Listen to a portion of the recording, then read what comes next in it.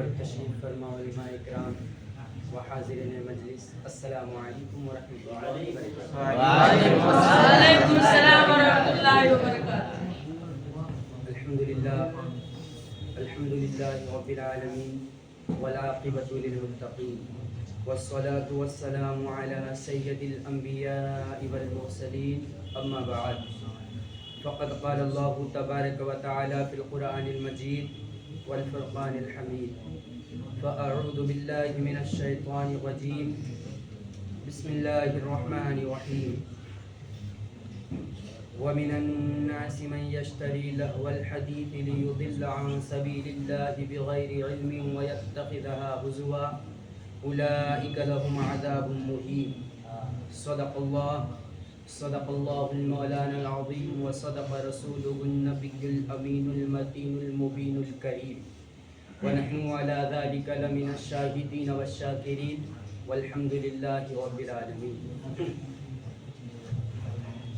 وعدہ توحید کے متوالو، شمع رسالت کے پروانوں، حیدر کرار کے شیدائیوں، غوث اعظم کے عقیدت مندوں، غریب نواز کے ماننے والوں، مسلک اہل سنت فاضل بریلوی کے متوالوں، آئیے سب سے پہلے ہم اور آپ مل کر گنبد خضرا میں آرام فرمانے والے آقا سید الثقلین نبی الحرمین طٰہٰ و یاسین سیاح لامکہ مالک انس و جاں، ہم غریبوں کے غمخوار، ہم فقیروں کے آقا، ہم یتیموں کے ملجا، دو جہاں کے تاجدار، نائب پروردگار جناب احمد مجتبیٰ محمد مصطفیٰ صلی اللہ تعالی علیہ وسلم کے بارگاہ بے کس پناہ میں نہایت ہی عقیدت و محبت کے ساتھ اپنی غلامی کا ثبوت دیتے ہوئے مدینے کی طرف لو لگا کر بلند آواز سے درود پاک پڑھنے کی سعادت حاصل کریں، اور پڑھے بآواز بلند اللہم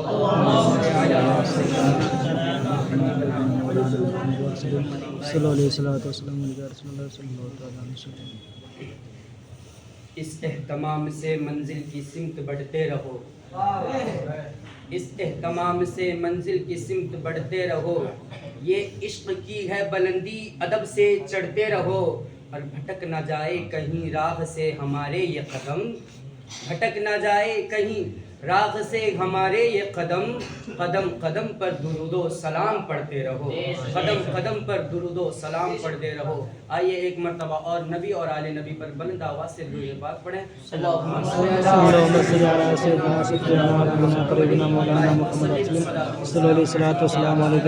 صلی اللہ تعالی علیہ وسلم۔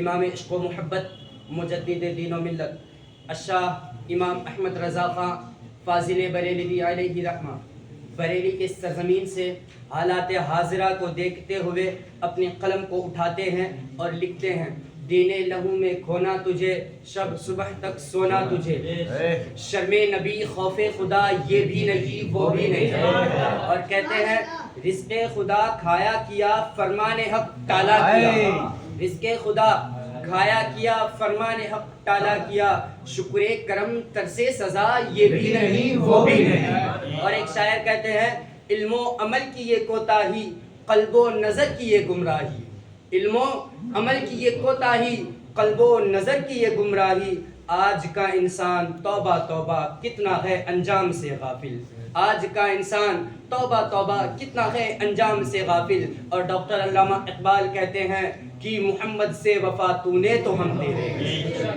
کہ محمد سے وفا تو نے تو ہم تیرے ہیں، یہ جگہ چیز ہے کیا لوح و قلم تیرے ہیں، یہ جگہ چیز ہے کیا لوح و قلم تیرے ہیں۔ باوقار سامعین اکرام، میں نے جس آیت مقدسہ کی تلاوت کرنے کا شرف حاصل کیا، اللہ تبارک و تعالی قرآن مقدس میں ارشاد فرماتا ہے وَمِنَ النَّاسِ مَن يَشْتَرِي لَهْوَ الْحَدِيثِ لِيُضِلَّ عَن سَبِيلِ اللَّهِ بِغَيْرِ عِلْمٍ وَيَتَّخِذَهَا هُزُوًا أُولَٰئِكَ لَهُمْ عَذَابٌ مُّهِينٌ، جس کا آسان سا ترجمہ ہے کہ اور کچھ لوگ ہیں جو کھیل کی باتیں خریدتے ہیں جو اللہ کے راہ سے بہکا دے، بے سمجھے اور اسے ہنسی مسیح بنا لے ان کے لیے ذلت کا عذاب ہے۔ قرآن نے یہ صاف صاف کہہ دیا، اللہ تبارک و تعالیٰ نے قرآن مقدس میں یہ واضح طور پر کہہ دیا، قرآن مقدس میں یہ بات صاف صاف کہہ دیا کہ کچھ لوگ ہیں جو کھیل کی چیزیں خریدتے ہیں، کچھ ایسے لوگ ہیں جو کھیل کی چیزیں خریدتے ہیں جو اللہ کی راہ سے بہکا دے، ان کے لیے ذلت کا عذاب ہے، ان کے لیے دردناک عذاب ہے۔ آج یقیناً ہم اپنے حالات کو دیکھیں، آج ہم اپنے معاشرے کو دیکھیں، آج ہم اپنے گھر کے حالاتوں کو دیکھیں، آج ہم اپنے سوسائٹی کو دیکھیں تو ہمیں یہ معلوم ہوگا کہ ہم گناہوں کے دلدل میں کس طرح پھنسے جا رہے ہیں۔ آج ہم اپنے حالت کو دیکھیں تو ہمیں یہ معلوم ہوگا کہ آج ہم گناہوں میں کس طرح ملوث ہو چکے ہیں۔ آج ہم اپنے گھر کے حالات کو دیکھیں تو ہمیں معلوم ہوگا ہمارا معاشرہ آج گناہوں میں کس طرح پھنستے جا رہے ہیں۔ آج ہم لاکھوں لاکھ روپے خرچ کر کے ٹی وی گھر میں لاتے ہیں، کیا یہ اللہ کے راہ سے نہیں بہکاتا؟ آج ہم 50,000 60,000 روپے خرچ کر کے موبائل لیتے ہیں، کیا یہ کھیل کی چیزیں نہیں ہیں؟ آج ہم کھیل کی چیزیں VCR کی شکل میں گھر میں لاتے ہیں، لیکن ہمارے پاس ہر کام کے لیے وقت ہے۔ آج ہم دنیا میں اس طرح ملوث ہو چکے ہیں، آج ہم اس طرح دنیا میں کھو چکے ہیں کہ اپنے رب کو یاد تک نہ کرتے۔ آج ہم اپنے رب کا نافرمان بندہ ہوتے جا رہے ہیں۔ اللہ تبارک و تعالیٰ نے اپنے مقدس قرآن میں کئی جگہ ارشاد فرمایا کہ اے میرے بندو تم سچے راہ پر، اے میرے بندو تم سیدھے راہ پر چلو، اے میرے بندو تم سچ بولو، اے میرے بندو تم وہ راہ چلو جسے میں نے بتایا ہے۔ کئی جگہ ارشاد فرمایا اے میرے بندو تم نماز قائم کرو، تم زکوٰۃ ادا کرو، تم حج کرو، تم روزہ رکھو۔ اللہ تبارک و تعالیٰ نے ہمیں یہ بتایا کہ اے میرے محبوب کے امتیوں تمہیں وہ راستے پہ چلنا ہے جو راستہ میں نے بتایا ہے۔ میرے آقا کریم نے جس راستے پہ چلنے کا ہمیں حکم دیا ہے، آج ہم اس سے کوسوں دور جاتے جا رہے ہیں۔ آج ہم اپنے حالت کو دیکھیں تو ہم گناہوں میں اس طرح ملوث ہو چکے ہیں، اپنے رب کو یاد تک نہیں کرتے، اپنے رب کا ذکر تک نہیں کرتے۔ اللہ تبارک و تعالیٰ نے قرآن مقدس میں ارشاد فرمایا فَاذْكُرُونِي أَذْكُرْكُمْ وَاشْكُرُوا لِي وَلَا تَكْفُرُونِ، تم میرا ذکر کرو میں تمہارا ذکر کروں گا، تم میرا شکر کرو ناشکری نہ کرو۔ آج ذکر کی بات آئے تو ہم اللہ کا ذکر نہیں کرتے، ذکر سے کوسوں دور ہوتے جا رہے ہیں، اور شکر کی بات آئے تو ہم ایسے احسان فراموش بنتے ہیں۔ اللہ تبارک و تعالیٰ نے ہمیں اور آپ کو طرح طرح کی نعمتوں سے نوازا ہے، طرح طرح کی غذاؤں سے نوازا ہے، لیکن ہم اس کے شکر ادا نہیں کرتے، ہم اس کے نافرمان بندے ہوتے جا رہے ہیں۔ اللہ تبارک و تعالیٰ نے ہمیں اور آپ کو وجود بخشا، لیکن اس پہ ہم شکر ادا نہیں کرتے۔ اللہ تبارک و تعالیٰ نے ہمیں اور آپ کو کئی انگنت نعمتوں سے نوازا، لیکن احسان تک نہیں جتایا۔ آج دنیا کے حالت کو دیکھیں، آج دنیا کے ماحول کو دیکھیں، اگر کسی نے ہماری مدد کی کر دی، اگر ہم مصیبت میں ہیں، اگر کسی نے ہمیں 1 لاکھ روپے بطور قرض دے دیا، ہم اس کے غلام بنے پھرتے ہیں، وہ جو کہہ دے ہم اس کے حکم کو بجا لاتے ہیں، لیکن وہ مالک حقیقی جس نے ہمیں اور آپ کو وجود بخشا، لیکن ہم اس کا شکر ادا نہیں کرتے۔ آج ہم قرآن کھولتے بھی ہیں تو کب؟ جب گھر میں غم کا ماحول ہو تب قرآن کھولتے ہیں، اگر گھر میں کوئی مر جائے تو قرآن کھولتے ہیں،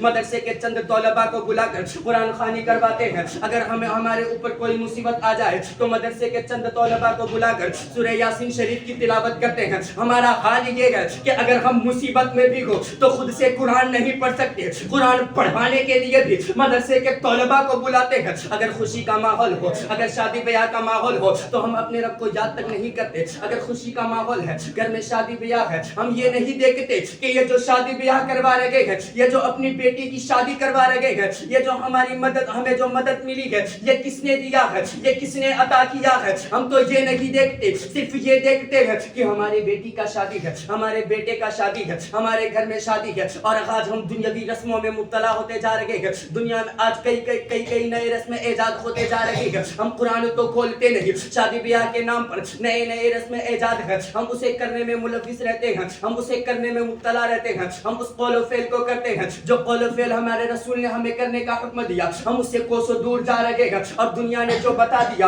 ہم اسی طریقے پر چلتے ہیں۔ دنیا نے بتا دیا ہلدی کرو تو ہم ہلدی کرتے ہیں، دنیا نے بتا دیا مہندی لگاؤ تو مہندی لگاتے ہیں۔ آج لڑکیوں کو تو چھوڑو، لڑکے کے ہاتھوں میں بھی مہندی لگاتے ہیں، اور لڑکے کے پورے ہاتھ اور پاؤں میں مہندی لگا دیتے ہیں۔ شادی بیاہ کے ماحول پر ہم گھر میں ڈی جے بجاتے ہیں، گھر میں گانے بجاتے ہیں۔ کیا اللہ کا ذکر نہیں کر سکتے؟ کیا اپنے حبیب کے نام محفل نہیں کر سکتے؟ کیا رسول نے جو طریقہ بتایا اس کو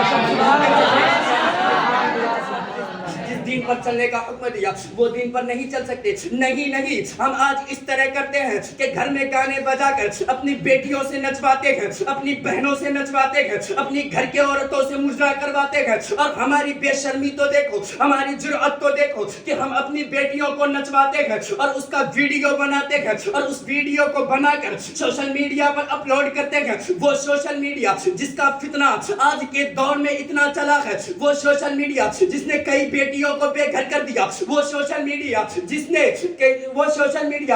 کئی بچوں کو اناتھ کر دیا, وہ سوشل میڈیا جس نے بوڑھے باپ کو اس کے جوان بیٹے سے جدا کر دیا. آج ہم اس پر اپلوڈ کر کے فخر سے دیکھتے ہیں کہ ہماری بیٹی کے ویڈیو کا ویوز ملین میں گیا نہیں. اس پہ دنیا والے کیا کیا کمنٹس کرتے ہیں, کیسے لائک کر رہے ہیں. ہم یہ دیکھتے ہیں, ہماری شرمندگی تو دیکھو کہ ہم خود دیکھ رہے ہیں اور دنیا والوں کو دکھاتے ہیں کہ اے دنیا والوں دیکھو یہ میری گھر کی بیٹی ہے, یہ میری بیٹی ہے, یہ ایسے ناچتی ہے. اے دنیا والوں دیکھو یہ ہماری بہن ہے, یہ ایسی ناچتی ہے. اے دنیا والوں دیکھو یہ ہماری گھر کے عورتیں ہیں جو ایسے مجرا کرتی ہے. کل ہو کر جب تیری یہ بیٹی گھر سے باہر نکلے گی دنیا والے تانے دیں گے کہ یہ وہی لڑکی ہے جو کل سوشل میڈیا پر ڈانس کر رہی تھی, یہ وہی لڑکی ہے جو کل ناچ کر رہی تھی. وہ شرمندگی کی وجہ سے اپنے سر تک نہیں اٹھائے گی. اگر اسی جگہ پر تم اپنے رب کو یاد کر لیے ہوتے, اپنے رب کے حکم پر عمل کر لیے ہوتے, محفل میلاد کر لیے ہوتے, کل جب تیری یہ بیٹی گھر سے باہر نکلتی تو شرمندگی کی وجہ سے سر جھکا کر نہیں بلکہ اپنا سر فخر سے اٹھا کر چلتی اور کہتی میں مسلمان کی بیٹی ہوں.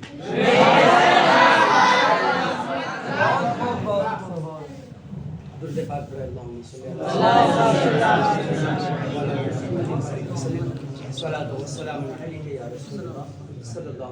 علیہ وسلم. آج ہم حالات کو دیکھیں, ہمارا معاشرہ اتنا بدل چکا ہے, ہم اتنا بدل چکے ہیں, دینی تعلیم سے دور جاتے جا رہے ہیں. جو تعلیم ہمارے لیے ضروری ہے ہم اس سے دور بھاگتے جا رہے ہیں اور ہم دنیاوی تعلیم کو اپناتے ہیں. ہم دنیاوی تعلیم کو پڑھنا فخر سمجھتے ہیں. آج ہمارے والدین یہ سمجھتے ہیں کہ اگر میرا بیٹا اسٹیٹ لیول پر ٹاپ کر جائے اور پوسٹر میں نام آ جائے تو ہم باعث فخر سمجھتے ہیں. اگر ہمارا بیٹا کنٹری لیول پر ٹاپ کر جائے تو ہم یہ سمجھتے ہیں کہ فخر کی بات ہے. ہم قرآن کی تعلیم سے دور کرتے جا رہے ہیں. اپنے بچوں کو صرف ناظرہ پڑھا دینا ہی اعلیٰ تعلیم سمجھتے ہیں. آج ہم انگریزی پڑھانے کے لیے, یہ جو انگریزی تہذیب پھیل رہی ہے, آج ہم انگریزی پڑھانے کے لیے ڈونیشن کے نام پہ لاکھوں کی رشوت دیتے ہیں.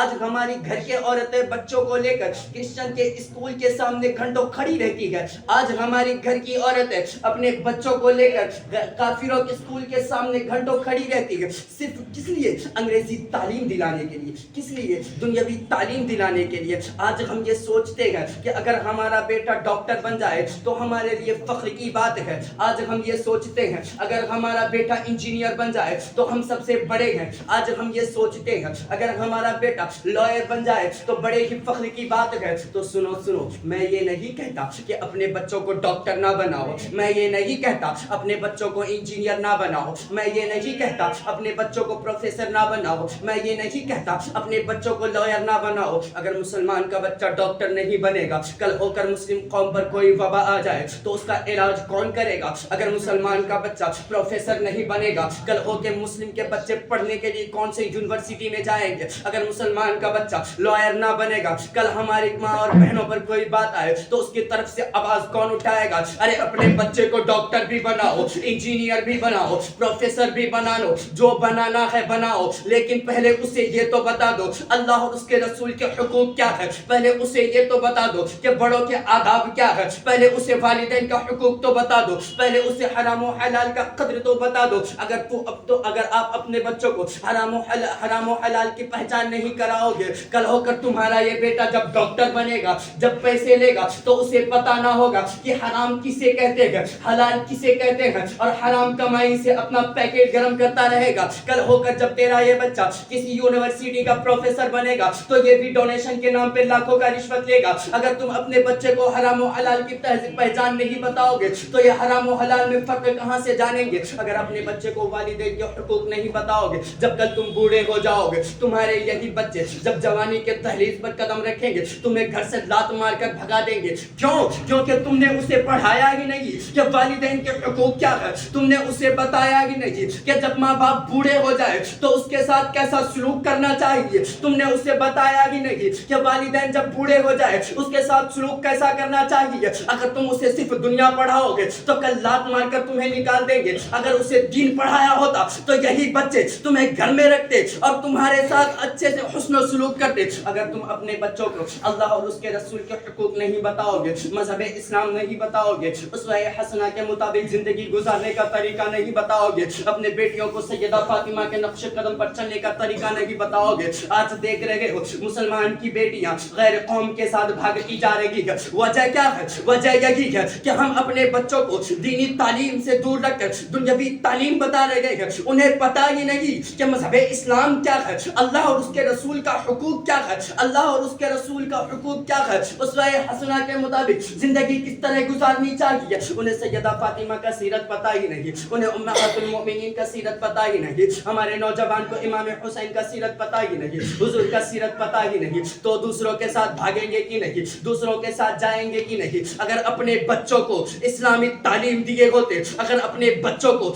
دینی تعلیم دیے ہوتے تو آج تمہارے یہ بچے غیر قوموں کے ساتھ نہیں۔ اقبال نے کہا قلب میں سوز نہیں، روح میں احساس نہیں، کچھ بھی پیغام محمد کا ہمارے پاس نہیں، کچھ بھی پیغام محمد کا ہمارے پاس نہیں۔ آج ہم محفلیں کرتے ہیں، آج ہم جلسے کرواتے ہیں، جلسے میں بڑے زور و شور سے نعرہ لگاتے ہیں کہ غوث کا دامن نہیں چھوڑیں گے، بڑے جذباتی انداز میں نعرہ لگاتے ہیں کہ خواجہ کا دامن نہیں چھوڑیں گے، بڑے زور سے نعرہ لگاتے ہیں کہ رسول کا دامن نہیں چھوڑیں گے۔ کیا ہم نے کبھی یہ غور کیا رسول کے دامن میں پناہ لے لینے کا مطلب کیا ہے؟ کیا ہم نے کبھی یہ غور کیا کہ رسول کے دامن سے لپٹ جانے کا مطلب کیا ہے؟ کیا ہم نے کبھی یہ غور کیا خواجہ کے دامن سے وابستہ ہو جانے کا مطلب کیا ہے؟ جو رسول کے دامن میں پناہ لے لیتا ہے وہ سنن و فرائض کے پابند ہو جاتا ہے، جو غوث کے دامن سے لپٹ جاتا ہے تو اس کے زندگی کا ایک ایک لمحہ اتباع شریعت میں گزرتا ہے۔ جو خواجہ کے دامن میں پناہ لے لیتا ہے وہ کوئی بھی ایسا کام نہیں کرتا جو خلاف شرع ہو۔ رسول کے دامن سے لپٹے ابو بکر تو صدیق اکبر بن کر چمکے، رسول کے دامن میں پناہ لیے عمر تو فاروق اعظم بن کر چمکے، رسول کے دامن سے لپٹے مولا علی تو فاتح خیبر بن کر چمکے۔ غوث کے دامن میں ایک چور نے پناہ لی تو اپنے وقت کا ابدال بن گیا۔ خواجہ کے دامن سے نظام الدین اولیاء وابستہ ہو گئے تو مخدوم جہاں بن کر چمکے۔ آج ہم مسجد میں جاتے نہیں اور زور سے نعرہ لگاتے ہیں کہ غوث کا دامن نہیں چھوڑیں گے، آج ہم نماز پڑھتے نہیں اور زور سے نعرہ لگاتے ہیں رسول کا دامن نہیں چھوڑیں گے، آج ہم مسجدوں میں جاتے نہیں اور زور سے نعرہ لگاتے ہیں خواجہ کا دامن نہیں چھوڑیں گے، آج ہم اپنے گھر کے حالت کو سدھارتے نہیں اور زور سے نعرہ لگاتے ہیں رسول کا دامن نہیں چھوڑیں گے۔ بلکہ مجھے کہہ لینے دیجئے کہ جس دن ہمارے ہاتھ میں رسول کا دامن آ گیا تو اس دن سے ہم سنن و فرائض کے پابند ہو جائیں گے۔ جس دن ہمارے ہاتھ میں خواجہ کا دامن آ گیا اس دن سے ہم کوئی بھی ایسا کام نہیں کریں گے جو خلاف شرع ہو۔ جس دن سے ہمارے ہاتھ میں اولیاء کا دامن آ گیا اس دن سے ہم کوئی بھی ایسا کام نہیں کریں گے، اس دن سے ہم اپنے گھر کے حالاتوں کو سدھار لیں گے۔ جس دن سے ہمارے ہاتھ میں رسول کا دامن آ گیا اس دن سے اپنے بچوں کو دینی تعلیم پر چلنا سکھا دیں گے۔ جس دن سے ہمارے ہاتھ میں رسول کا دامن آ گیا اس دن سے دنیا ہماری ٹھوکر میں ہو جائے گی۔ علامہ اقبال کہتے ہیں کہ محمد سے وفا تو نے تو ہم تیرے ہیں، یہ جہاں چیز ہے کیا لوح و قلم تیرے ہیں، یہ جہاں چیز ہے کیا لوح و قلم تیرے ہیں۔ میں اور ایک بات بتا دوں اس کے بعد میں اپنی گفتگو ختم کروں گا کہ آج ہمارے نوجوان کا حالت یہ ہے، جب جوانی کے دہلیز پر پہنچتے ہیں، جب رشتہ کے لیے لڑکی تلاش کرنا شروع کرتے ہیں، آپ ان کی پسند سن کر یقیناً حیرت میں پڑ جائیں گے۔ ہمارے نوجوان یہ دیکھتے ہیں ان کے ہونے والی شریک حیات کسی فرنگی کی طرح انگریزی بولتی ہے یا نہیں۔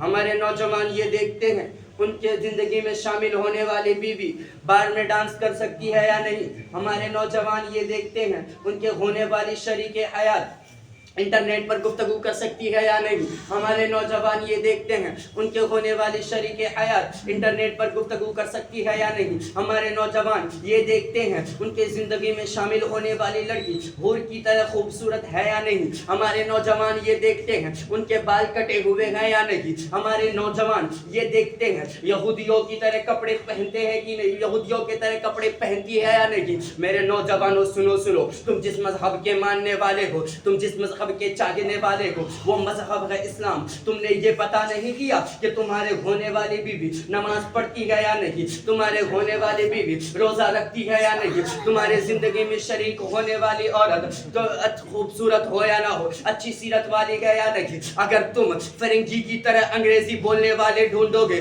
तो कल होकर जब शादी करके भी लाओगे फिर भी वो किसी फिरंगी के साथ फरार हो जाएगी। तुम ये देखोगे कि तुम्हारी होने वाली बीवी बार में डांस कर सकती है या नहीं। कल जब वो बार में डांस करने जाएगी तो वहीं से किसी शराबी के साथ फरार हो जाएगी। तुम ये देखते हो तुम्हारे होने वाली बीवी इंटरनेट पर गुफ्तगू कर सकती है या नहीं। तुम इंटरनेट पर गुफ्तगू ही करते रहना, वो किसी केबल कनेक्शन वाले के साथ फरार हो जाएगी। अरे वो मेरे नौजवानों सुनो, तुम ये ना देखना किसी फिरंगी की तरह अंग्रेजी बोल पाती है या नहीं, बल्कि ये देखना कुरान पढ़ती है या नहीं। तुम ये ना देखना बार में डांस करती है या नहीं, बल्कि ये देखना हिजाब के पाबंद है या नहीं। तुम ये ना देखना इंटरनेट पर गुफ्तगू कर सकती है या नहीं, बल्कि ये देखना कुरान और हदीस पढ़ती है या नहीं। मेरे नौजवानों सुनो, ऐसी लड़की तलाश करो जो नमाज पढ़ती हो, जो रोजा रखती हो, जो पर्दे का एहतमाम करती हो, जो अल्लाह से डरती हो, जो अल्लाह उसके रसूल से डरती हो, जो सैयदा फातिमा के